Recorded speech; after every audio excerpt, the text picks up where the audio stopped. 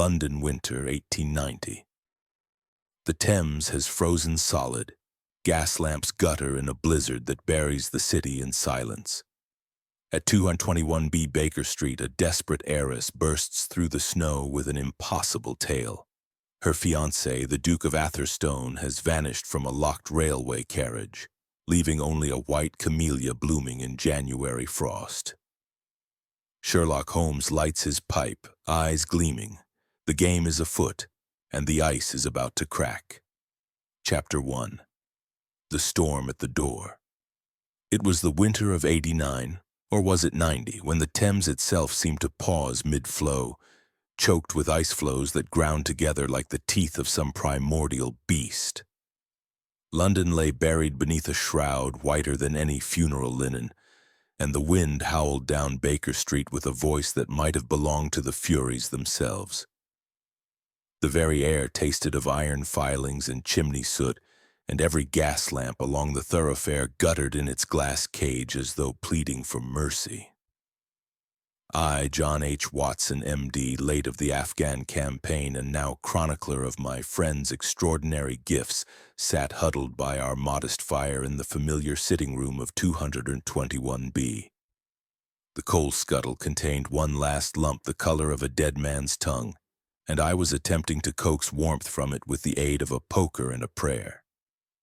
Across from me, in the basket chair which had molded itself to his angular frame, reclined Sherlock Holmes. He wore the mouse-colored dressing gown that had become as much a part of him as his violin or his 7% solution, and his long fingers were steepled beneath his chin in that attitude of profound meditation which I had come to recognize as the prelude to either brilliance or ennui. A three-pipe problem, he had declared that morning, though the only problem I could discern was the barometer's suicidal plunge from stormy to a point where the mercury seemed ready to abandon the instrument altogether. The previous day's Times lay unfolded upon the table between us, its columns filled with reports of stranded omnibuses, frozen fountains in Trafalgar Square, and the curious case of a hansom cab discovered at dawn on Westminster Bridge with its horse still harnessed. But its driver vanished, presumed, said the police, to have sought shelter and perished in the drifts. Holmes had dismissed the matter with a flick of his wrist. Suicide or stupidity, Watson. The man was drunk, the horse patient. Hardly a matter for the intellect.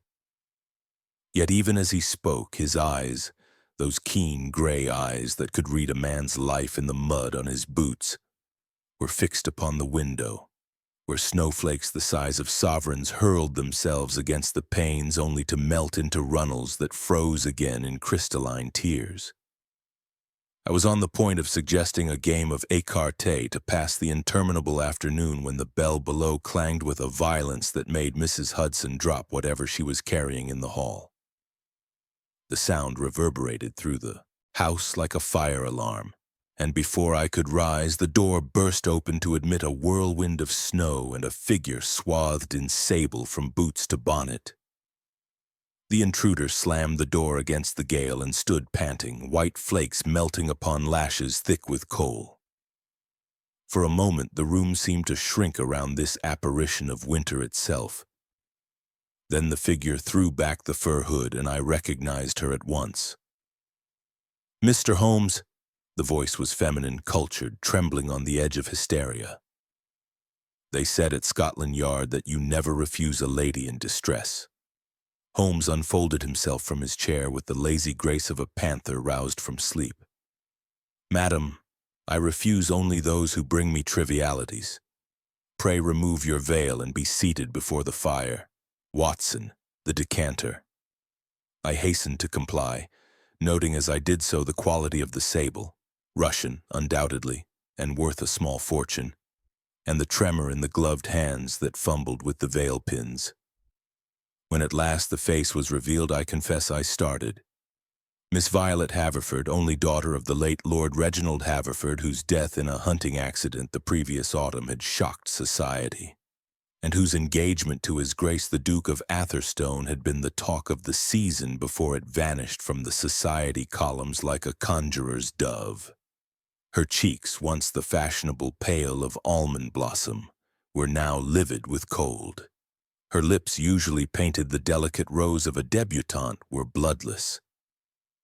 Yet even in distress she was beautiful, with the kind of beauty that belongs to winter roses, fragile, doomed, and all the more precious for it. 3 nights ago, she began without preamble, accepting the glass of brandy I pressed upon her. My fiancé vanished from a locked railway carriage between King's Cross and Edinburgh. The train was delayed by the blizzard. When it reached the border, his compartment was empty. Door bolted from within, window sealed by ice, yet no trace of his grace save a single white camellia frozen to the seat. Holmes's eyes glittered like frost in moonlight. And the camellia? Still blooms impossibly in my reticule. She opened the beaded bag at her wrist and produced it. Perfect, fragrant, impossible in January. The petals were edged with rime, yet the heart of the flower glowed with the soft gold of summer. I felt the old thrill course through me, the same electric sensation that had accompanied our first meeting over the affair of the study in scarlet. Another locked-room conundrum served piping hot with the snow. Holmes took the flower between thumb and forefinger, turning it to the light. Camellia japonica, variety alba plana, native to Japan, cultivated in English hothouses since the 1830s. This specimen, however, shows evidence of having been forced under glass within the last 48 hours. Curious. He inhaled delicately. And scented with a tar of roses, oriental knot, grass. Watson, your medical eye. I examined the stem where it had been severed from the parent plant. The cut was clean, made with a sharp blade no more than 6 hours before death. Before freezing, rather. The flower had been placed in the carriage while still fresh, then subjected to temperatures sufficient to preserve it in suspended animation. Impossible without refrigeration, I murmured. Exactly, Holmes said. The railway company's ice wagons were all engaged in preserving pheasants for the Christmas trade. Someone brought their own cold. Miss Haverford's hands twisted in her lap. There is more. The Duke, His Grace, was traveling with documents of the utmost importance. State papers, he said, though he would not confide their nature even to me. He left our box at the opera with a kiss and a promise to return within the week. Instead, her voice broke. Instead, the railway police found only the flower and a circle of melted snow upon the seat, as though something had been placed there and then removed. Holmes had begun pacing, the camellia held aloft like a talisman. The train's progress? Departed King's Cross at 8:15 p.m., scheduled to reach Edinburgh at 6 a.m. The blizzard forced a halt at Grantham from midnight until 4. During that time, the carriage was locked and guarded, ostensibly. Guarded by whom? A porter named Jenkins and the Duke's own valet, Mr. Shaw. Both swear the compartment was undisturbed. Holmes paused before the window, where the snow had begun to fall in earnest again, great feathery flakes that obliterated the street below. And the window? Fastened from within. The catches of the new patent design cannot be opened from outside without breaking the glass, which was intact. I could contain myself no longer. But the man must have left somehow, unless... I stopped, unwilling to voice the impossible in front of the lady. Unless His Grace dissolved into thin air, Holmes finished for me, or was never in the carriage to begin with. Tell me, Miss Haverford, did you yourself see the Duke board the train? She hesitated. No. He insisted on privacy. Said the documents made him a target. I watched from the cab as he entered the first-class carriage, but the platform was crowded. Holmes wheeled upon her. And the ticket?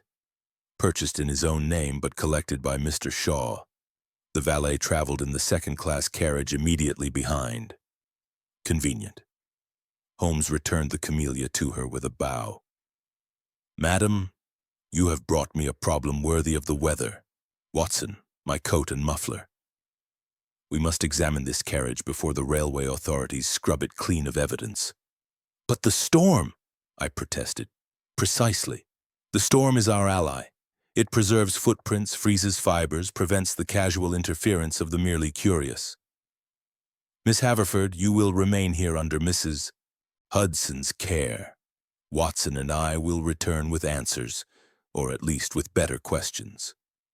As I struggled into my ulster, Miss Haverford caught my sleeve. Dr. Watson, there is one thing more. The camellia. It was our signal. Whenever Reginald wished to convey that all was well, he would send me a white camellia. The night he disappeared, a boy delivered one to my door at midnight. The card read simply, "All is well. Trust no one." Holmes had paused at the door, his lean figure silhouetted against the snowlight. The boy?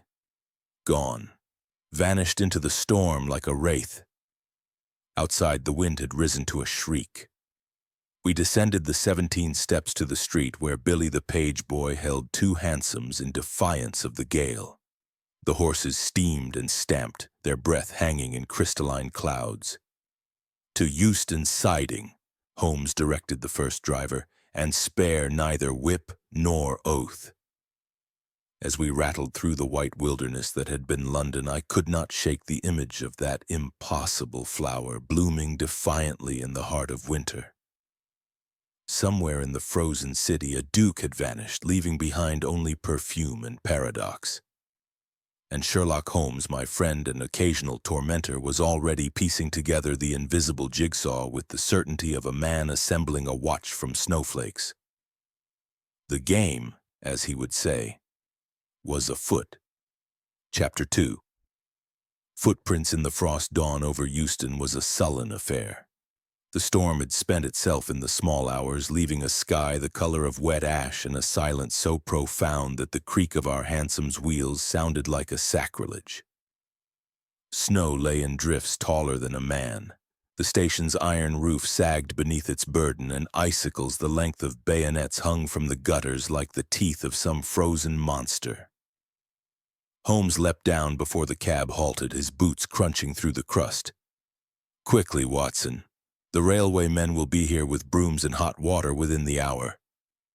We had bribed the night watchman with a sovereign and the promise of Holmes's influence should he ever require it. Now the fellow led us along the siding where the Edinburgh Express stood derelict, its engine cold, its carriages rimed with hoarfrost. The first-class coach in question, number 47, was coupled at the rear, its blinds drawn like the eyes of a corpse. The guard's van had been detached, but the compartment itself remained sealed with red tape and an official notice. "Property of North British Railway. Do not disturb." Holmes produced a small clasp knife and slit the tape with surgical precision. "After you, Watson." I climbed the iron steps, my breath pluming white. The interior was a study in suspended animation. Velvet cushions bore the faint depression of a human form. Frost feathers radiated from the window catch. And upon the seat lay the circle of melted snow Miss Haverford had described. Perfectly round, 4 inches in diameter, with a delicate rim where the moisture had refrozen into a crystalline coronet. Holmes knelt, magnifying lens already in hand. "Observe the gradient of thawing. The heat source was applied from above, not below. Curious." He scraped a sample into a test tube. "And the seat itself. Horsehair stuffing, no springs. Yet here," he pressed gloved fingers into the cushion, "a depression deeper than mere body weight would account for." I examined the door. The bolt was thrown, the key still in the lock on the inside. The window was fastened by a patent brass catch of recent design. The glass intact, coated with ice on the outer surface but clear within. No scratches, no signs of tampering. "Impossible," I muttered. "Improbable," Holmes corrected. "Note the luggage rack. Empty save for a single gray hair, human male, pomaded with bergamot. The Duke favors Macassar oil. This is not his." He moved to the floor. Beneath the seat, half concealed by the valance, lay the first of our treasures. A faint circular impression in the dust, precisely 2.3 inches in diameter with 4 tiny equidistant punctures at the cardinal points. A tripod, Holmes breathed. Miniature. The legs have left their signature. I followed his gaze upward. There on the ceiling directly above the melted circle was the second marvel. A single boot print, heel toward the corridor, the tread pattern sharp despite the nap of the carpet. Size 9, narrow with the characteristic wear of a continental last. Someone stood on his head, I said stupidly. Or was suspended, Holmes replied. See how the pressure is uniform, no deeper at toe or heel. The man was horizontal when the print was made. He produced a tape measure. From print to melted circle exactly 6 feet. From circle to window 4 feet. From window to door 3. Watson, your revolver. I drew it, wondering. Holmes took aim, not at the lock, but at the window strap. The leather loop by which passengers lowered the sash was stained with a faint violet smear. He scraped it with his knife. The substance came away tacky, still liquid despite the cold. Ink, he announced. Invisible, revealed by heat. The melted circle was no accident. It was the developing tray. I stared at the boot print. But how did he enter and leave? Holmes was already at the window, breathing upon the glass. Beneath the frost, 3 scratches became visible, shallow, deliberate, forming an isosceles triangle with its apex toward the corridor. A signal, he said softly, or a measurement. The compartment yielded one final gift, a single strand of silk caught on the door hinge, crimson lustrous, the exact shade of the lining of Miss Haverford's cloak. Holmes pocketed it without comment. Come, the guard's van may yet speak. We found the porter Jenkins warming his hands over a brazier in the yard. He was a squat man with a face like a sweet pudding and the wary eyes of one who has seen many accidents. His Grace never left the carriage, sir. Swear it on me mother's grave. Mr. Shaw, the valet, brought him a hamper at Grantham, sandwiches and a bottle of claret. After that, silence. And the window? Fastened, sir. I checked myself when we coupled on the milk train at 4. Holmes slipped him a half-crown. And strangers. Anyone near the carriage during the halt? Jenkins hesitated. Only the icemen, sir. Russians by their speech. Loading blocks for the fish wagons. One of them had a limp. Holmes's eyes narrowed. Describe the limp. Right leg, sir. Dragged the foot like it pained him. Wore a long coat, officer's cut, but no buttons. We left Jenkins to his tea and made our way to the ice house, a cavernous shed where blocks the size of coffins were stacked like cordwood. The air within was sharp enough to flay the lungs. Russian voices echoed among the sawdust. Holmes affected interest in purchasing ice for scientific purposes. The foreman, a bearded giant with a scar across his throat, regarded us with suspicion. Da, we load at Grantham, special wagon for Edinburgh, caviar for the Tsar's cousin, but no passengers, only fish. Holmes produced the silk thread. This was found near your wagon, crimson, unusual color for a working man. The foreman's eyes flickered. Many threads in snow, perhaps from lady's scarf. Or from a lining, Holmes said softly. The lining of a coat worn by a man with a limp. The Russians reached for knives. Holmes stepped back, hands raised. Merely an observation, gentlemen, good day. Outside, the sun had risen fully, turning the snowfields to blinding diamond. Holmes paused beside a pile of discarded fish boxes. Notice the sawdust, Watson, mixed with it, camellia petals, white, fresh. He knelt, brushing snow from a crate lid. Beneath, the faint outline of a boot print. Size 9, narrow, the same continental last. But this print was deeper at the toe, as though the wearer had been running. From the carriage to here, Holmes murmured. A distance of 40 yards across open snow. Yet no intermediate prints. Our man was carried or carried something. I looked back at the train. The compartment window faced the ice house directly. The tripod, I said suddenly. A camera. The melted circle. Chemicals to develop a plate on the spot. Holmes smiled grimly. Precisely. The Duke was photographed in his compartment, then removed while the image developed.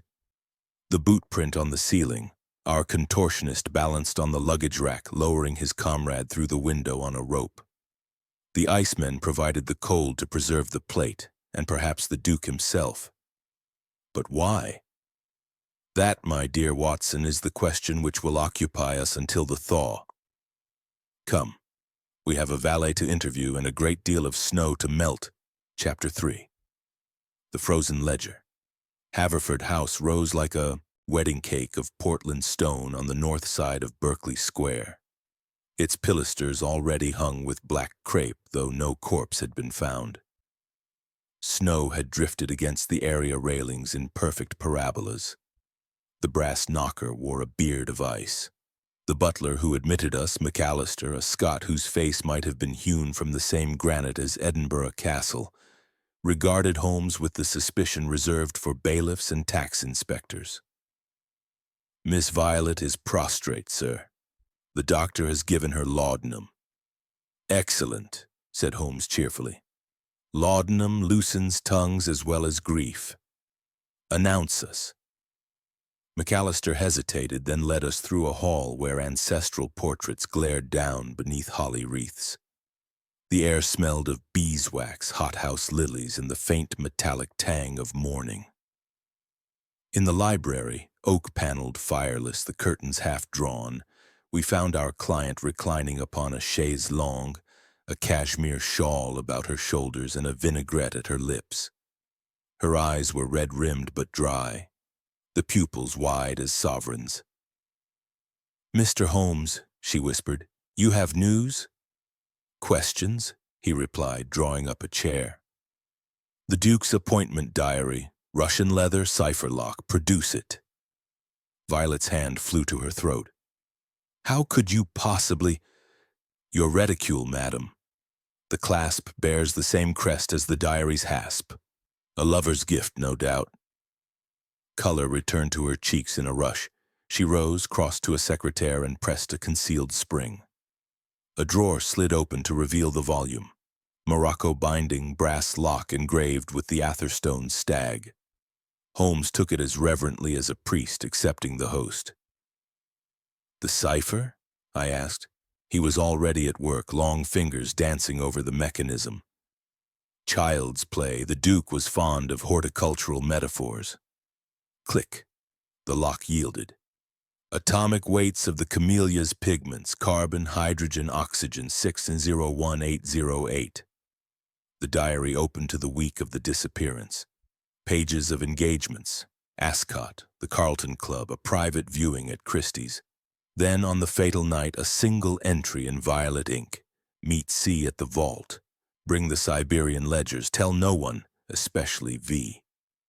Holmes's eyebrow arched like a drawn bow. "The lady's initial is V. Curious." Violet Haverford flushed crimson. "He mistrusted me? After I gave him everything?" "Everything," Holmes repeated softly. "Including access to your father's strong room." He turned the page. Beneath the entry, almost invisible, a second line had been scratched out with such violence that the nib had torn the paper. Holmes held it to the window's gray light. "Trace indentation. Easy enough. Watson, your pencil." I obliged. He rubbed graphite gently across the depression. Words emerged like ghosts. "If V asks, say Edinburgh for the Queen's courier." Violet stared as though the diary had bitten her. "He planned to lie to me? Or to protect you?" I said gently. Holmes was already rifling the remaining pages. Blank, save for one pressed between the final leaves. A camellia petal, white, veined with gold, and beneath it a slip of onion skin. On the slip, in the same violet ink, Vault opens at 11. Ice will preserve what fire cannot. McAllister, who had lingered by the door, cleared his throat. Begging your pardon, sir, but His Grace's valet, Mr. Shaw, left instructions that the strong room was to remain sealed until his return. Holmes wheeled upon him. And you obeyed? The combination is known only to His Grace and... The butler stopped. And Miss Violet, Holmes finished. Take us there. The strong room lay beneath the wine cellar, reached by a spiral stair of iron. The air grew colder with each step, our breath hung like incense. At the bottom, a steel door of Chubb's latest pattern confronted us. Triple locks, a dial the size of a dinner plate. Violet's fingers trembled as she spun it. Left to the stag, right to the camellia, left to the year of her birth. The door swung inward on silent hinges. Inside, chaos. Drawers yanked open, papers strewn like confetti. The Siberian ledgers, 3 massive volumes bound in walrus hide, lay gutted upon the floor, their pages torn out in frantic handfuls. Only one remained intact, open to a double spread.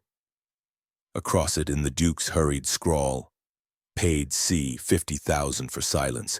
If I vanish, look to the ice. Holmes knelt among the wreckage. The torn pages. Note the edges, cut, not torn, a razor or a very sharp paper knife. He lifted a sheet fragment. Watermark, Imperial Russian Mint. These were not ledgers, Watson, they were bribes. Half the cabinet, 3 bishops, and the undersecretary for war. Violet sank onto a strongbox, face ashen. Reginald was being blackmailed? Or doing the blackmailing, Holmes said. The distinction matters little to a man about to disappear. He pointed to the floor. Observe the dust. Footprints. 2 sets. One the Duke's, size 10, London bespoke. The other, he measured with his tape, size 9, narrow continental last, the same as our ceiling acrobat. I followed the prints. They led to a wall, safe concealed behind a false panel. The safe door stood ajar. Inside, a circular depression in the velvet lining, 2.3 inches diameter. The tripod again, I breathed. Holmes produced his lens. And here, violet ink, still wet. The photograph was taken here, developed in the carriage. But why? McAllister shifted uncomfortably. There was a gentleman caller yesterday, sir. Insisted on seeing the vault. Said he was from the Foreign Office. Tall, limp in the right leg, spoke with a slight accent. I turned him away. Holmes's eyes gleamed. Describe the limp. Dragged the foot, sir, like it was wooden. We emerged from the cellar to find the house in uproar. A footman burst in, snow on his shoulders. I beg pardon, miss. There's a package at the area door addressed to Mr. Holmes. Came by boy. Vanished before we could question him. The package was small, wrapped in oilskin tied with crimson silk. Holmes cut the cord. Inside, a single glass plate negative. Held to the light, it revealed the Duke, bound, gagged, eyes wide with terror, seated in the railway carriage. Behind him, reflected in the window, the faint outline of a man in a long coat, face obscured by a scarf. At the bottom, scratched into the emulsion, the ice preserves, the fire consumes. Choose. Violet swayed. I caught her before she fell. Holmes wrapped the plate carefully. The game escalates. Watson, we must return to Baker Street. McAllister, lock the strong room. Admit no one, not even the Archbishop of Canterbury. As we stepped into the square, the sky had darkened again. Fresh snow hissed against the windows. Somewhere in the white distance, a church bell tolled 3. Holmes paused on the step, scanning the drifts. Look, he said softly. There, half buried in the area snow, protruded the corner of a crimson silk lining, torn, frozen stiff. Beside it, the perfect imprint of a size 9 boot, heel dragged. Our contortionist had been here. And recently. Chapter 4. Shadows on the Thames. The river had forgotten it was a river. From Blackfriars to the pool, the Thames lay captive under a lid of ice thick enough to bear the weight of drays and drunken revelers. Lanterns swung from makeshift poles, braziers glowed like dragons' eyes, and upon the frozen highway a city had sprung up overnight. Stalls of hot chestnuts, gin warmed over spirit lamps, fiddlers sawing for pennies, children skating between the legs of constables. London, ever resilient, had turned imprisonment into carnival. Holmes and I descended the Temple stairs at dusk, our boots ringing on iron-hard snow. The cold was a living thing. It clawed through ulster and muffler to nip the marrow. Yet Holmes moved with the energy of a bloodhound on the scent, eyes raking the ice for the telltale drag of a wounded foot. "The contortionist came this way," he murmured. "Size 9, continental last, right heel worn. He cannot skate. Too much weight on the weak leg. Look for scrape marks." We found them near the legal gentleman's bathing steps. A shallow furrow where a blade had bitten sideways, then a boot print deep at the toe. From there the trail led beneath Blackfriars Bridge, where the ice was black with soot, and the arches echoed like cathedral crypts. A tavern had been erected upon the river itself, 3 coal barges lashed together, canvas stretched overhead, the sign "The Frozen Fox" swaying in the wind. Smoke poured from a stovepipe chimney. The smell of mulled Geneva and frying sprats drifted across the ice. Rough men in peacoats diced with sailors whose beards were stiff with rime. A one-legged fiddler scraped "The Roast Beef of Old England" to the rhythm of stamping feet. Holmes affected a stagger, collar turned up, voice slurred with gin. A sovereign for news of a limping Russian, tall, officer's coat, no buttons. Heads turned. A scar-faced lighterman spat into the fire. "Ask One-Eyed Ivan, he hires the icemen." Ivan proved to be a giant in a fur cap, his left socket a puckered ruin. He regarded us over a tankard of blackstrap. "Duh, I hire. But no Russians tonight, only honest English thieves." His laugh revealed teeth the color of walrus ivory. Holmes produced the crimson silk thread. "This was found near the Haverford vault. Your men load ice for the fish wagons. One of them limps." Ivan's good eye narrowed. "Many limp. Ice is cruel mistress." He reached for the thread. Holmes let it slip through his fingers into the flames. The silk flared violet, releasing a scent of attar of roses.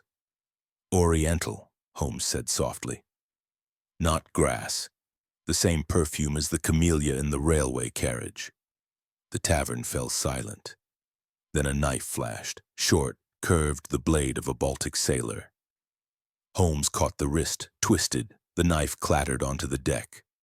With his free hand, he flicked open a small glass phial. A hiss, a puff of white vapor, seltzer and menthol. The sailor doubled over, eyes streaming. We fled across the ice as pistols cracked behind us. Bullets whined off the frozen surface like hornets. Holmes laughed aloud, the sound echoing beneath the bridge. "Watson the brazier." I understood. We skidded to a halt beside a charcoal fire on a sledge. Holmes seized a shovelful of glowing coals and hurled it backward. The embers exploded in a crimson constellation. Our pursuers scattered, cursing in 3 languages. We plunged into the warren of stalls near the Southwark shore. A skating rink had been marked out with colored lanterns. Couples whirled to the music of a German band. Holmes caught my arm. "There, limp right leg, long coat, no buttons." The man moved against the flow of skaters, dragging his foot in a half circle with each step. A scarf hid the lower face. The eyes above were pale, almost colorless. He carried a bundle wrapped in oilskin, the exact size of the missing ledger pages. Holmes darted forward, but the ice betrayed him. His boot slipped on a patch of refrozen slush. He fell hard. By the time I hauled him up, our quarry had vanished into the crowd. "After him!" Holmes gasped, blood on his lip where he had bitten it. We followed the drag marks to the edge of the rink where they ended at a hole cut for the watermen. A rope ladder descended into the black water. Beside it, a single camellia floated, frozen in a crown of ice. Holmes knelt, lens out. The flower was placed here within the hour. Note the stem. Cut with the same blade as the ledger pages. Our man went beneath the ice. Madness, I protested. He would freeze in minutes. Unless he had assistance. Holmes pointed to the shadows beneath the bridge. A submarine, shape moved. A diving bell, crude but effective, suspended from chains. Russian voices echoed from within. We retreated to the embankment stairs. My heart hammered. The cold had turned my fingers to wood. Holmes, however, was exultant. "The Okhrana," he said. "Russian secret police. The Duke was their courier, Siberian ledgers for English gold. Someone intercepted the exchange. The contortionist is their tool, the limping man their paymaster." "But the photograph, the Duke bound." "Insurance. If the Duke talked, the picture would ruin him. If he vanished, it would convince the world he was dead. Either way, the Russians keep their secrets." A constable's whistle shrilled behind us. Lestrade himself, muffled in a tippet, bore down with 2 sergeants. "Mr. Holmes, shooting on the river, explain yourself." Holmes brushed snow from his coat.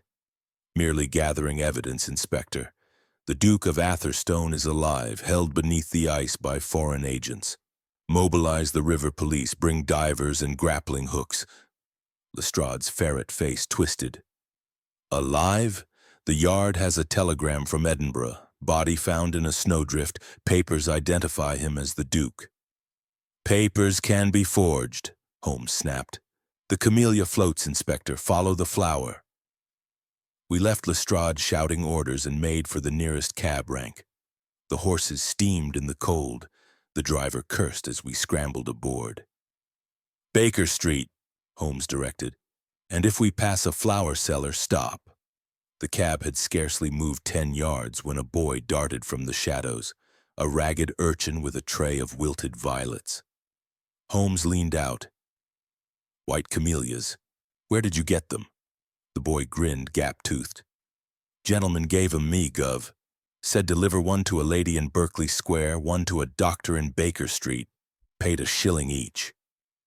Holmes flipped him a florin. "The gentleman, limp? Like a crab with a thorn in its claw." The boy vanished. Holmes settled back, eyes closed. "Phase 2, he murmured. "They want us to find the Duke, on their terms. The ice is both prison and stage." As we rattled over Blackfriars Bridge, I glanced down. The hole where the camellia floated had been joined by others. Dark shapes moved beneath the surface like sharks. Somewhere in that frozen underworld, a Duke waited, alive or dead, only the river knew. Chapter 5. The Cipher in the Snow. We returned to Baker Street through a city transformed into a negative of itself, every lamp a black hole, every shadow a blaze of white. Mrs. Hudson met us at the door with the news that a second package had arrived. Oilskin again, crimson cord, no messenger to be seen. Holmes bore it upstairs as though it were nitroglycerin. The sitting room fire had sunk to embers. The camellia from Miss Haverford stood in a tooth-glass upon the mantel, still impossibly fresh. Holmes laid the new parcel beside it and cut the string with the same knife that had opened the railway tape. Inside, another glass plate and a single sheet of onion skin folded into a perfect square. The plate, held to the gas jet, revealed the Duke once more. Same compartment, same bound posture. But the background had shifted. The window now showed not darkness but a reflection. The isosceles triangle scratched on the glass, and behind it the faint outline of a vault door. At the bottom of the plate, etched with a diamond point, midnight. "Come alone, or the ice closes forever." "Coordinates," I said, "Central London." "Precisely the dome of St. Paul's," Holmes replied. "But the vault door is not Wren's. Notice the rivets. Russian pattern. Our friends have a sense of theater." He unfolded the onion skin. Upon it, in violet ink, the triangle again, but now filled with numerals. Beneath, a single line of text in English. The magic square opens the Siberian gate. Bring the negative or the Duke feeds the fishes. Holmes's eyes glittered. A 3x3 magic square. Each row, column, and diagonal must sum to 15. The numbers are jumbled. Our task is to arrange them. He snatched paper and pencil from the clutter of the chemical table and began to scribble. I watched, fascinated, as the grid took shape. Observe, he said, tapping the page. The center is 5, unchanged. The corners rotate clockwise. Child's play for a man who can pick a chub lock with a camellia stem. He held the solved square to the firelight. The numbers glowed faintly, phosphorus, invisible until heated. Beneath the grid, new words appeared. Vault beneath the bank, Threadneedle Street overflow. Ice preserves the ledger. Fire consumes the witness. Holmes sprang to his feet. The Bank of England's sub-basement, abandoned during the frost for fear of burst pipes, the perfect hiding place. He turned to the glass plate. The Duke's eyes stared out, pleading. In the reflection of the vault door, a tiny detail I had missed, a date scratched into the metal, 14th of February, 1889. The day Lord Reginald Haverford died in his hunting accident. Watson, Holmes said quietly, the Siberian ledgers were not bribes paid by the Duke. They were bribes paid to him by the Tsar's agents to keep England neutral in the Afghan border talks. Lord Reginald discovered the scheme. His accident was no accident. I felt the chill of more than winter. And Violet? Either pawn or accomplice. We shall know at midnight. Holmes spent the remaining hours in a fever of preparation. From the sideboard he produced a small brass instrument, a portable photographic developer no larger than a cigar case. Into it he slid the negative from the strong room. From a drawer he took a coil of silk cord, thin but strong enough to bear a man's weight. Finally he filled a pocket flask with brandy and another with concentrated ammonia. At 11 we left the house. The streets were deserted. Snow muffled the cab wheels to whispers. Threadneedle Street lay under martial law, constables at every corner, braziers glowing. The bank's great facade loomed blind and black. Holmes led me to a side entrance used by bullion vans. A grate in the pavement, half concealed by drifts, bore fresh scrape marks. He produced a jemmy. The bars yielded with a groan. We descended into darkness that smelled of damp stone and candle smoke. The sub-basement was a cathedral of brick arches, each pier wrapped in frost. Our lantern threw grotesque shadows. Every drip echoed like a footstep. Holmes moved with the certainty of a man who had memorized the plans. At the eastern end, a steel door, new Russian rivets, stood ajar. Ice crystals glittered on the threshold. Inside, the vault. A single brazier burned, casting crimson light over a scene from a fever dream. The Duke sat bound to a chair, frost on his beard, eyes closed. Before him on a crate lay the missing ledger pages, stacked, weighted with a camellia. Beside them the contortionist, barefoot in a sailor's jersey, balanced on his hands upon the ceiling beam, a knife between his teeth. At the door, the limping man in the buttonless coat, a revolver steady in his gloved hand. "Mr. Holmes," he said in accentless English, "the negative, if you please." Holmes stepped forward, hands raised. "First, the Duke lives." The limper nudged the chair with his boot. The Duke stirred, moaned, alive. Holmes tossed the brass developer. It arced through the air. The contortionist caught it one-handed without shifting his balance. The limper opened it, slid out the plate. "Good. Now the solution to the square." Holmes recited the grid. The contortionist flipped down from the beam like a cat, landing soundlessly. He crossed to a wall safe, combination dial glowing with frost, and spun it to the numbers. The door swung open. Inside, a second strongbox, and within that a single ledger bound in white kidskin. The limper lifted it reverently. "The true Siberian record," he said. "Names, dates, sums, enough to topple governments." The Duke was to deliver it to Edinburgh for microphotography. We intercepted him to ensure silence. "And Lord Reginald?" I asked. "A necessary sacrifice. He threatened exposure." Holmes's voice cut like a scalpel. "Yet you left the camellia. A signature?" The limper smiled. "A reminder. Even in winter, Russia blooms." He raised the revolver. The contortionist produced a second weapon, small, pearl-handled.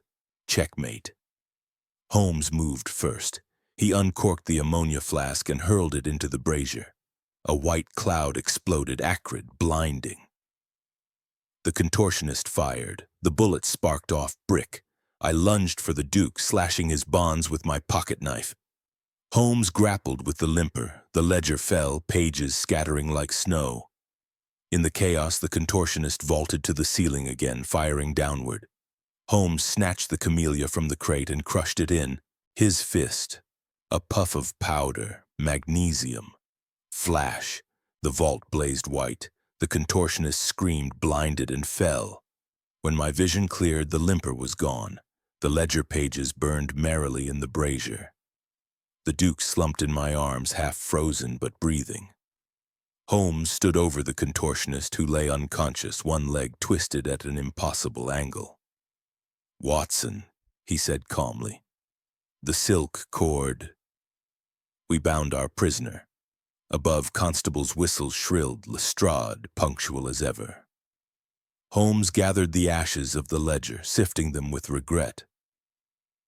"Enough remains to hang the Okrana's English agents," he said.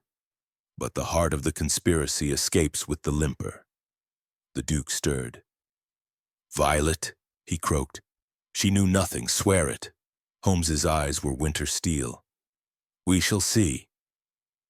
As we emerged into the snow, dawn was breaking, pale gold over the dome of St. Paul's. The camellia's stem, all that remained, lay crushed in Holmes's palm. He dropped it into the drift. "Even flowers lie," he murmured, "but snow remembers." Chapter 6. A cabman's confession. The contortionist, real name Grigory Volkov, late of the Moscow Circus and more recently of the Okrana's freelance roster. Awoke in a police cell at Scotland Yard with a broken tibia and a vocabulary of curses in 4 languages. Lestrade, pink with triumph, telegraphed Baker Street at dawn. Volkov sings. "Come at once."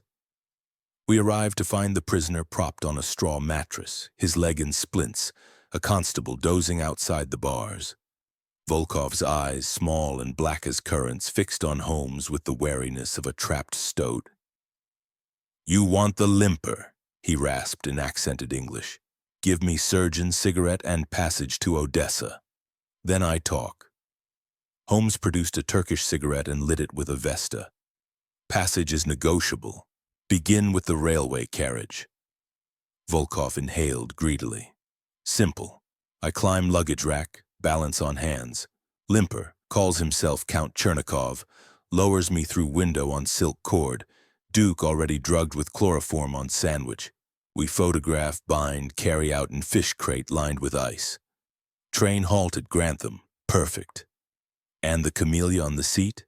Chernikov's flourish. Says flowers make English sentimental." Holmes leaned closer. "The Haverford vault. You were there." Volkov shrugged. "Chernikov wants ledgers. I pick locks, cut pages. Lady's maid sees us. Pretty thing screams. Chernikov silences her with scarf. Silk, crimson. We leave petal as warning." I felt the blood leave my face. The maid. Muriel, I remembered, a shy girl from Devon. Holmes's voice was silk over steel. "Muriel is alive?" "Was. Chernikov keeps souvenirs." He tapped his splinted leg. "This is souvenir for failing to kill you in vault." Lestrade burst in, mustache bristling.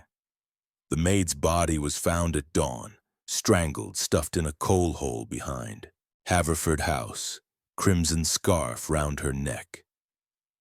And this, he held up a cabman's badge, number 47, found in her pocket. Holmes examined it. Silas Grubbs, licensed 1887 Watson, the rank outside the Duke's Club in St. James's. We left Volkov to his cigarette and the promise of a surgeon and took a growler to the rank. The snow had turned to slush. Gutters ran black with soot. Grubbs was a grizzled veteran with a nose like a damaged plum and the resigned air of a man who had seen every vice London could offer. Evening of the disappearance, Holmes began without preamble. You drove a fare from the Atherstone Club. Describe them. Grubbs scratched his chin. Tall gent with a limp right leg. Paid double to wait. Then a veiled lady, quality by the gloves. Entered separate, left separate, gent first, limping bad. Lady 10 minutes later, cloak-lined, crimson cab, stank of a tar of roses after. The destination? King's Cross. Gent carried a hamper. Said it was pheasant for the train. Lady had a small portmanteau. Looked heavy. Holmes flipped him a half-sovereign. The lady's voice? Cultured, nervous. Asked if the train to Edinburgh ran on time despite the storm. We returned to Baker Street in silence. The pieces were falling into place with the neatness of a well-oiled lock. Yet one tumbler refused to turn. Violet, I said at last. The cloak, the perfume, the initial in the diary. She helped stage the disappearance. Holmes filled his pipe with yesterday's tobacco. Consider the chronology. The Duke plans to fake his death, escape creditors, flee to Argentina with embezzled Russian gold. Violet agrees to help for a price. She provides access to the vault, the cipher, the camellia signal. But Chernikov intercepts the plan, substitutes his own. The Duke becomes a pawn in a larger game. And Muriel? Saw too much. Chernikov is tidy. The doorbell clanged. Mrs. Hudson admitted Miss Violet Haverford, cloaked in black, veil lifted to reveal eyes swollen with grief or guilt. Mr. Holmes, she began. The police say Muriel is dead. They suspect me. I swear. Holmes cut her off with a gesture. Madam, you hired a cab from the Atherstone Club on the night of the disappearance. You carried a portmanteau. You asked about the Edinburgh train. Deny it. Violet's hands flew to her throat. I cannot. Reginald begged me to bring the Siberian ledger to King's Cross. Said it was the only way to save us both. He promised we would meet in Scotland, start anew. I waited on the platform, but he never came. Then the train left and her voice broke. I thought he had abandoned me. Holmes regarded her steadily. The portmanteau contained the ledger? She nodded. Wrapped in oilskin. I gave it to a porter, tall, limping. He said he was Reginald's valet. Chernikov, I murmured. Violet sank into a chair. When the news came of the empty compartment, I thought Reginald had taken the ledger and fled without me. I burned my cloak lining, evidence. But Muriel, she saw me leave the house with the portmanteau. She threatened to tell the police unless I paid her silence. I refused. Next morning she was gone. Holmes rose. You are not the murderer, Miss Haverford, but you are the catalyst. Chernikov used your rendezvous to kidnap the Duke and seize the ledger. Muriel's death was to silence a witness. Violet wept silently. Holmes turned to the window where snow had begun to fall again, soft, relentless. One piece remains, he said. The Duke is alive, but Chernikov holds him to ensure the destruction of the final evidence. The ashes from the vault fire were incomplete. Somewhere a second set of photographs exists. Insurance against betrayal, he wheeled upon Violet. The camellia you received at midnight, the boy who delivered it. Describe him. Small, ragged, gap-toothed. Said a gentleman with a limp paid him. Holmes snatched his hat. Watson, the cab rank again. Grubbs will know the boy's haunt. We found Grubbs feeding his horse sugar lumps.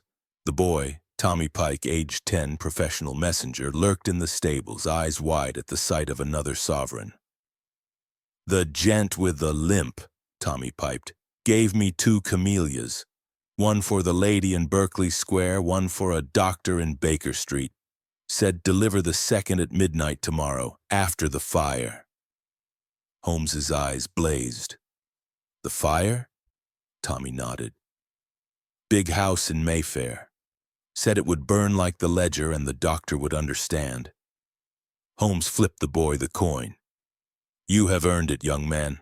Watson, Haverford House." Chernikov returns to the scene of his crime. As we raced through the darkening streets, the snow thickened to a curtain. Somewhere in its heart, a limping shadow moved toward Berkeley Square, carrying fire in one hand and a duke's fate in the other. Chapter 7. The vault beneath the bank. Dusk bled violet across the city as we rattled back to Threadneedle Street. The Bank of England loomed like a frozen Parthenon, its pediment crusted with snow. Lestrade met us at the bullion gate, lantern in hand, a dozen constables at his heels. "Volkov's singing louder than a costermonger," he announced. "Says Chernikov keeps the Duke in the overflow vault, same one you smoked out last night. Plans to burn the final photographs at midnight, then vanish down the Fleet sewer. We've divers at the river outlet, but the ice is thick as a bishop's conscience." Holmes's eyes glittered. "The vault, Inspector, now." We descended through corridors that smelled of candle smoke and centuries of gold. The air grew colder, our breath plumed like incense. At the steel door, Russian rivets frost-rimed, we found fresh scratches around the lock. The isosceles triangle again, but inverted, apex down. "Signal," Holmes murmured. "The game has moved." Inside, the brazier was dead, ashes scattered. The crate that had held the ledgers lay splintered, the contortionist's silk cord coiled on the floor like a sleeping snake. Holmes knelt, lens out. "Blood," he said softly. "2 types. One arterial, bright, fresh. The other venous, darker. Struggle." He followed the drops to the far wall. A section of brickwork had been removed and replaced carelessly. Mortar dust lay in a perfect circle. Holmes pressed. The panel swung inward on concealed hinges. A narrow passage yawned beyond, brick tunnel dripping with ice, the air sharp with camellia scent. "The Fleet," Lestrade breathed. "Disused branch. Runs beneath the bank to the river." Holmes produced his bullseye lantern. The beam cut through darkness to reveal a scene that froze the marrow. The Duke, unbound now, slumped against a crate, wrists raw, face livid with cold. Before him stood Chernikov, revolver in one hand, a photographic plate in the other. At his feet lay a second body, Cadogan Shaw, the Duke's secretary, throat neatly cut, eyes staring at the vaulted ceiling. A crimson scarf, Muriel's, bound the wound like a grotesque cravat. "Mr. Holmes," Chernikov said pleasantly, "punctual as the Greenwich time signal.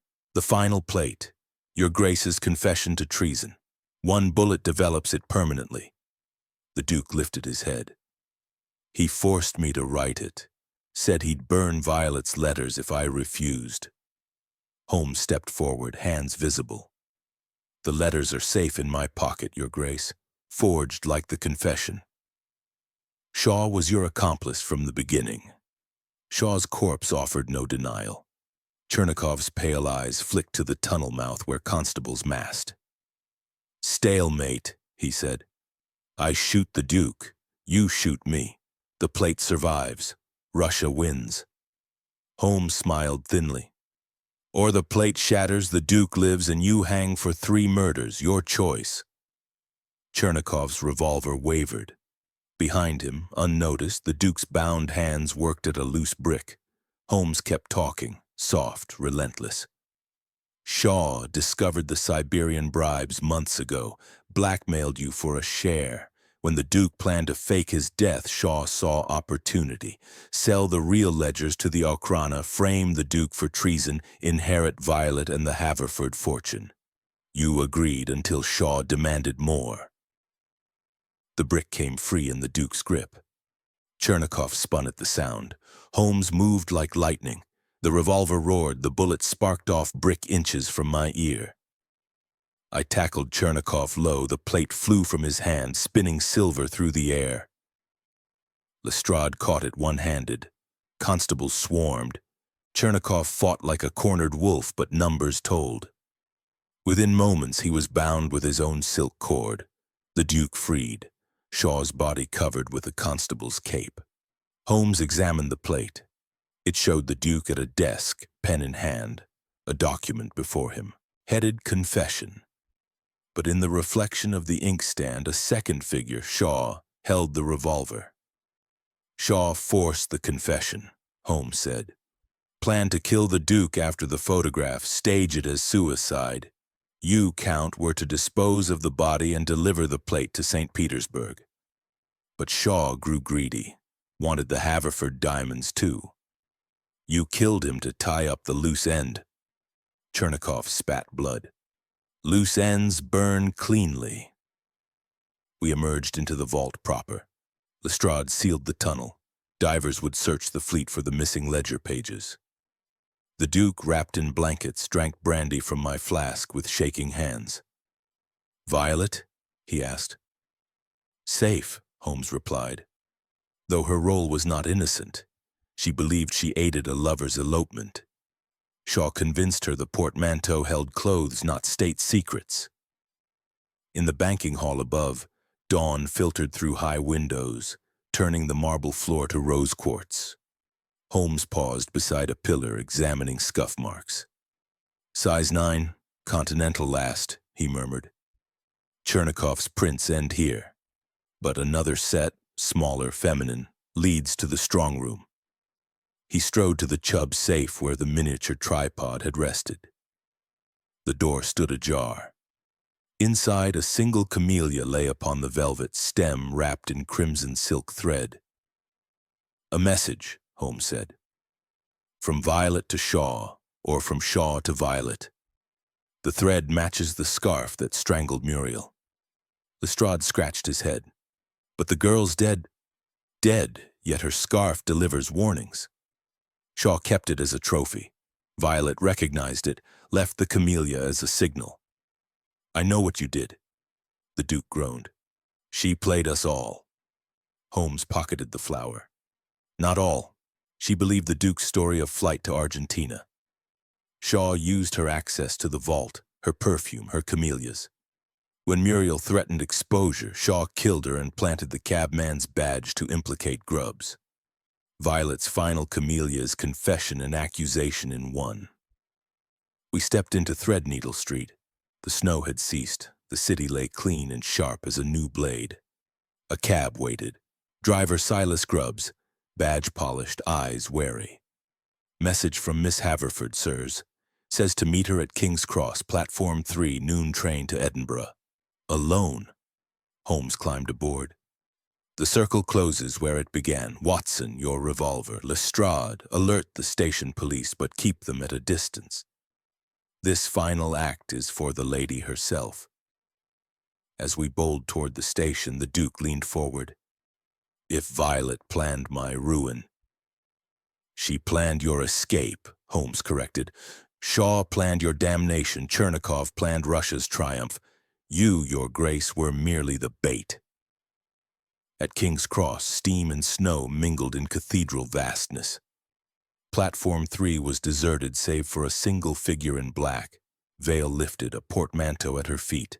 Violet Haverford turned as we approached, eyes steady. Reginald, she said simply. The Duke stepped forward, then stopped. Holmes moved between them. The portmanteau, madam.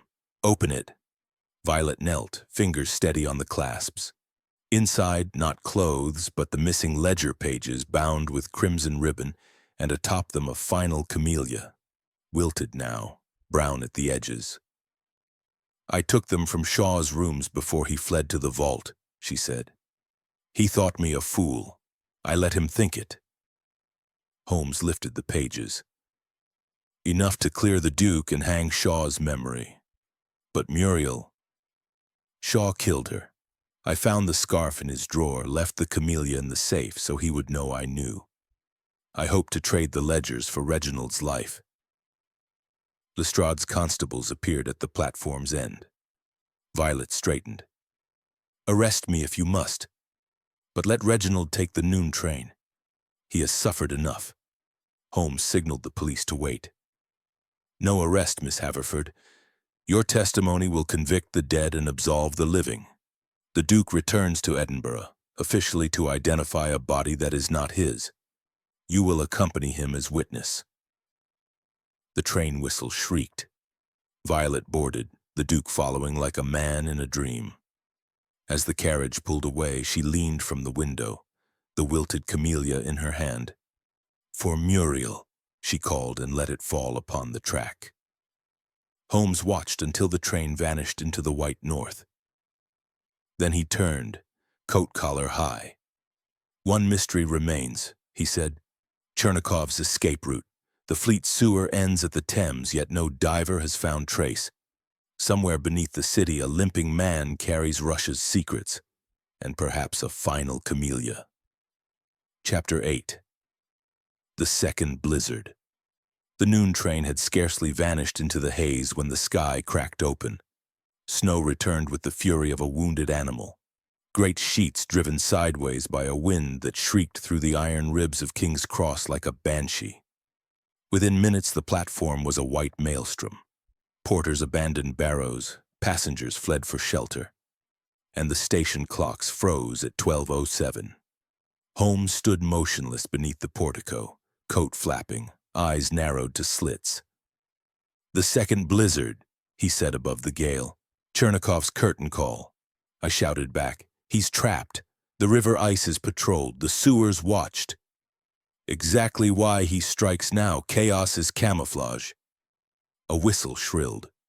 Lestrade fought his way toward us, cape plastered to his legs, a telegram fluttering in his fist. From Edinburgh, the noon train attacked at Potter's Bar. Masked man, limp revolver. Took the ledger pages from the guard's van. Violet and the Duke unharmed, locked in a first-class carriage with a constable's 038 constable, train halted by snowdrifts. Local police en route. Holmes snatched the wire. Potter's Bar, 20 minutes by express. The line runs parallel to the old Roman road. Beneath it, the Mimshal Brook tunnel. Disused but passable. He wheeled on Lestrade. Special train, now. The station master, roused from his office by the yard's authority, protested that no engine could move in such weather. Holmes produced a sovereign and the promise of glory. 10 minutes later, we were aboard a pilot engine. Coal tender open to the storm, the driver swearing as snow blinded the firebox. We thundered north at 40 miles an hour, sparks streaming behind like a comet's tail. The blizzard thickened. Snow hissed against the footplate. The rails ahead vanished into white nothingness. At each signal box, red lamps glowed like dragon eyes. Holmes clung to the rail, scanning the cuttings. There! He shouted. Half a mile south of Potter's Bar, the train stood marooned, 6 carriages buried to the windows, steam frozen in crystalline plumes. Constables floundered in drifts. Passengers huddled on the embankment. The guard's van door hung open, safe rifled, snow drifting across the scattered mailbags. We leapt down. The Duke and Violet emerged from a first-class compartment, faces pale but composed. Violet clutched the wilted camellia like a talisman. He came through the roof, the Duke said, cut the ventilator, dropped like a spider. Took the ledgers, left this. He held out a glass plate, blank, undeveloped. Holmes turned it to the stormlight. Faint scratches. The inverted triangle again in coordinates. 51 Fevdo 33 degree N, 0.2186 degree W. Kensington, he murmured. The Russian embassy's ice house. Lestrade's men fanned out, searching for tracks. They found them, size 9, continental last, heel dragged, leading from the train to a snow-covered embankment, then vanishing. A sleigh, Holmes deduced. The runners had sliced the crust clean. 2 horses, he said, kneeling. Light vehicle. They'll make London before the roads close. We commandeered the engine again, reversed to the nearest junction, and took the down line at breakneck speed. The storm pursued us, a white wall roaring at our backs. At Finsbury Park, we abandoned the train, tracks blocked by a derailed milk wagon, and hired a dog cart from a startled ostler. Holmes drove, reins wrapped round his wrists, the horse plunging through drifts that reached its belly. Night fell early, swallowed by snow. Gas lamps became will-o'-the-wisps. Streets were rivers of slush. We reached Kensington as Big Ben tolled 8, muffled to a heartbeat. The Russian embassy crouched behind iron railings, its onion domes white-capped, windows dark save for one, ground floor, east wing, glowing amber. Holmes left the cart in a mews and led me to the rear wall. Ice glazed the brick, ivy crackled under our weight. We scaled it with fingers numb, dropped into a garden where statues wore mitres of snow. A side door stood ajar. Footprints led within, size 9, heel dragged, and beside them smaller prints, feminine, heeled. "Violet?" I whispered. "Or an accomplice," Holmes replied. Inside, the air was warm, scented with pine and candle wax. A corridor of parquet stretched ahead, portraits of czars glaring down. From a room at the end came the clink of glass, a low voice, Chernikov's, speaking Russian. Holmes produced the blank plate and a pocket darkroom kit. In the shadow of a suit of armor, he developed it swiftly, the Duke's confession, but now annotated in red ink, dates, names, sums. Enough to ruin half the Foreign Office. We crept forward. The door was open a crack. Firelight spilled across the floorboards. Chernikov stood before a hearth, ledger pages feeding the flames one by one. At his feet knelt a woman, black cloak, crimson lining, head bowed. "Violet." "Burn them," Chernikov commanded, "every page. Then the girl joins Muriel." Violet fed the fire, tears freezing on her cheeks. The camellia lay crushed in her hand. Holmes kicked the door wide. "Count Chernikov, your diplomatic immunity expires at the border. Step away from the lady." Chernikov spun, revolver rising. Violet moved faster, flung the camellia into the flames. Magnesium again. White fire exploded. The room blazed. Chernikov fired blind. The bullet shattered a samovar. I tackled him. The revolver skidded across the parquet. Holmes snatched the burning pages, beating them against the rug. Violet inders, but enough remained, charred edges bearing the Tsar's seal. Violet stood trembling. "He promised to free Reginald if I burned the evidence. I came to gain time." Chernikov laughed, blood on his teeth. "Time for what? The sleigh waits. The embassy coach will cross the ice to Gravesend. By dawn I sail on the Oral. Russia forgives its heroes." Holmes bound him with curtain cord. "Russia may forgive. England hangs." Outside, the storm howled louder. Lestrade's whistle sounded, back up, delayed by snow. Violet turned to the window. On the lawn, a sleigh indeed waited. 2 black horses steaming, driver muffled in furs. The smaller footprints led to it. "Shaw's sister," Holmes said quietly. Cadogan kept a photograph. Same eyes, same limp. She drove the sleigh, left the feminine prints, revenge for her brother's death. The driver cracked a whip. The horses plunged. Constables fired. Bullets whined off iron runners. The sleigh vanished into the white dark. Holmes pocketed the salvaged ledger fragments. "Let her go. Some ghosts are best left to the storm." We emerged into the garden. The snow had ceased as suddenly as it began. Stars glittered above the embassy domes like frost on black velvet. Violet leaned on the Duke's arm, both pale but unbroken. Holmes lit his pipe with a spill from the dying fire. The second blizzard served its purpose. cover for escape, chaos for confusion. Yet the core of the mystery remains. He held up the blank plate's twin. Undeveloped, waiting. One photograph unaccounted for. The original negative taken in the railway carriage. Chernikov burned copies, but the master plate is elsewhere. Violet's voice was steady. Shaw hid it in the one place no one would look, Muriel's locket. She wore it always. When they found her body, Holmes's eyes closed. The coal hole behind Haverford House. Lestrade's men searched for a weapon, not a jewel. He turned to the Duke. Your Grace, a final journey to the morgue at Westminster. The storm has preserved what fire could not. As we left the embassy, the camellia's ashes drifted from the hearth, black moths against the snow.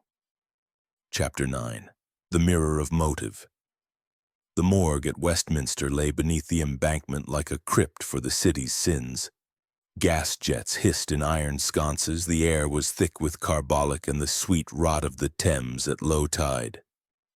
A single attendant, old Grimes, who had seen every variety of London death, led us past marble slabs where the storm's harvest lay in rows. Frozen cabmen, drowned costers, a child with icicles in her hair. Muriel's body rested on the end table, sheet to the chin, face composed as if asleep. The crimson scarf had been removed. The ligature mark stood livid against the pallor. Holmes drew back the cloth with clinical gentleness. Note the angle, he said. The cord was pulled from behind and slightly upward. The killer stood taller than the victim. Shaw was 5'10", Muriel barely 5. Yet the knot is a granny, feminine. He opened the locket at her throat. Inside, a miniature photograph. The Duke in the railway carriage, bound, eyes wide. On the reverse, scratched with a pin, 4V. CS. Cadogan Shaw, Holmes murmured. He kept the negative on the girl he murdered, a trophy and a threat. Violet Haverford, whom Attic had insisted on accompanying us, turned away. The Duke supported her, face gray. Lestrade bustled in, snow on his boots. The sister, caught at Gravesend, tried to board the Oral with a forged passport. Name's Eliza Shaw. Confesses everything. We repaired to the Yard's interview room. Eliza Shaw sat chained to a chair, small, dark, eyes burning with the same fanatic gleam I had seen in anarchists' cells. A crutch leaned against the table, her brother's limp inherited through grief. Cadogan discovered the Siberian bribes in '88, she began without preamble. The Duke paid him to keep silent.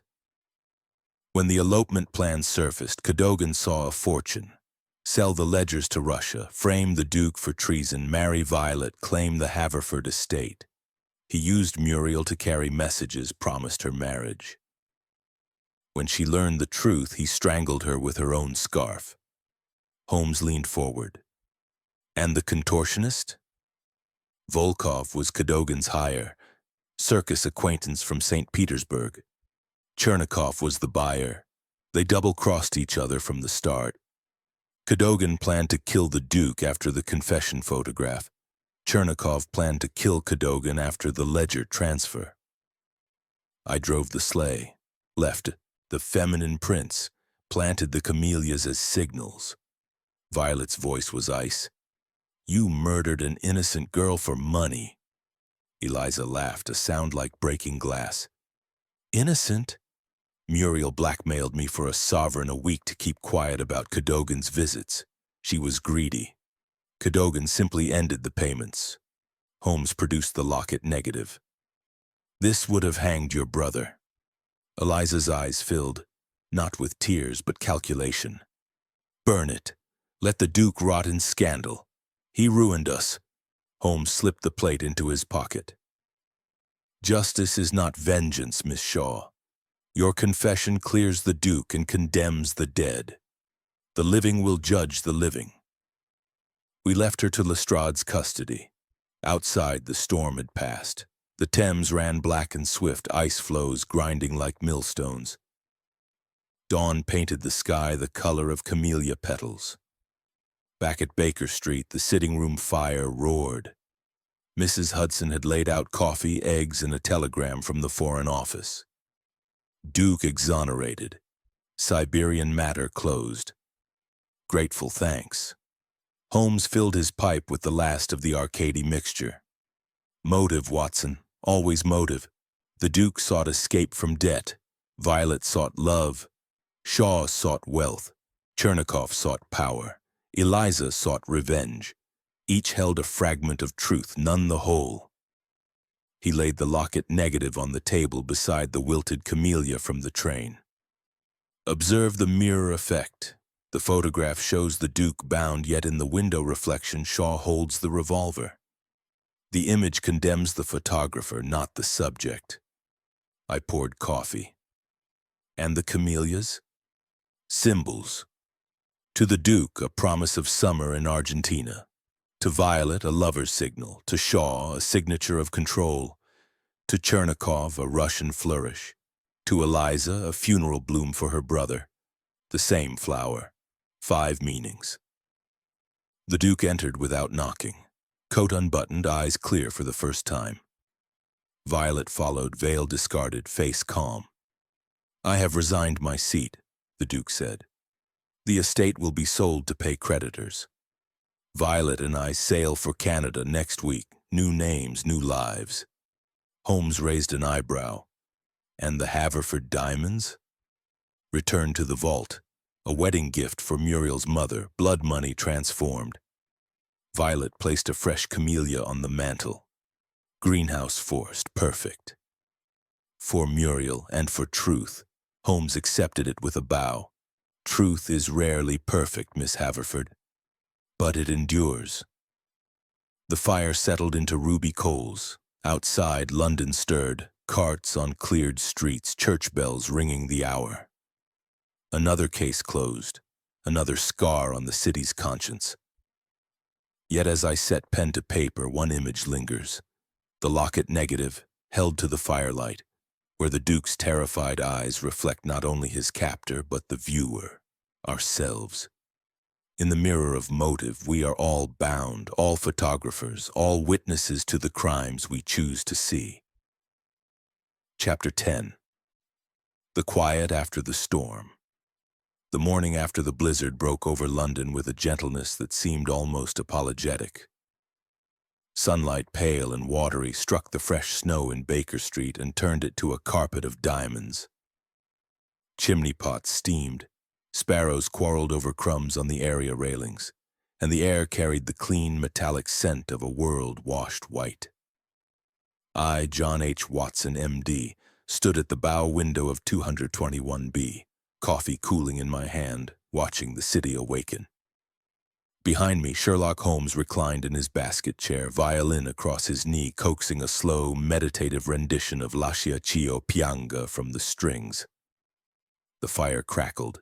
Mrs. Hudson's toast, done to the precise golden hue Holmes demanded, stood in a silver rack. For once the room was free of chemical fumes, scattered papers, and the ghosts of unsolved riddles. The door opened to admit the Duke of Atherstone and Miss Violet Haverford, soon to be plain Mr. and Mrs. Reginald Carstairs. Bound for Quebec on the SS Laurentian, the Duke wore a traveling ulster of modest tweed. Violet a sensible gray coat and a hat without feathers. They looked for the first time like ordinary mortals. Holmes laid the violin aside. Your Grace, pardon me, Mr. Carstairs. The final loose ends are tied. The Foreign Office has accepted the salvaged ledger fragments. Chernikov sails for Siberia in irons. Eliza Shaw will hang at Pentonville next month. Volkov, his leg mended, has been exchanged for a British spy in Odessa. The camellia, I fear, is beyond diplomacy. He produced the wilted flower from the train platform, now pressed between glass slides. A specimen for the British Museum, labeled Camellia japonica duplicity. Future botanists may puzzle over the brown edges. The Duke managed a smile. You have given us more than justice, Mr. Holmes. A future. Violet placed a small parcel on the table, oilskin crimson cord. The Haverford diamonds returned from the vault. Sell them, give the proceeds to Muriel's mother. Tell her the girl died bravely trying to right a wrong. Holmes inclined his head. It shall be done. They rose to leave. At the door, Violet turned. One last question. The camellia that refused to wilt in the railway carriage. How? Holmes opened a drawer and produced a second flower, silk, wired, treated with glycerin and a trace of phosphorus. A magician's trick. Shaw planted the first in the compartment to create the illusion of freshness. I preserved the illusion with this duplicate, dusted with light, sensitive powder. When the magnesium flashed in the embassy, the petals glowed, convincing Chernikov the evidence was destroyed. The Duke laughed aloud, the sound echoing down the stair. Even the flowers were accomplices. Their cab rattled away. Holmes returned to his chair, pipe glowing. "Observe, Watson," he said, gesturing at the window. "London forgives quickly. The snow melts, the scars vanish, and the city resumes its ancient dance of greed and grace." I resumed my seat. "And the moral lesson?" He puffed thoughtfully. "That every man, woman, and flower wears a mask until the frost peels it away. Love, greed, loyalty, revenge. They are the same root beneath different petals. The gardener's task is to distinguish the bloom from the thorn." The doorbell clanged. Billy the page entered with a telegram on a salver. Holmes slid it open. From Lestrade, Scotland Yard. "Stop. Body found in Thames at Deptford. Male. Limp. Crimson scarf. Camellia in pocket. Stop. Suicide or murder?" Holmes's eyes sparkled. "The limper returns, or his double. Watson, your notebook. The game, it seems, is never truly afoot until the snow reveals the final print." He rose, reaching for coat and muffler. I followed, the old thrill coursing through me. Outside, the sun climbed higher. The snow had begun to melt in earnest, running in rivulets along the gutters. Somewhere in that bright, forgiving city, another mystery waited beneath the thaw. Yet as we stepped into Baker Street, I paused. On the doorstep lay a single white camellia, fresh, fragrant, impossible in February. No footprints led to it. No messenger lingered.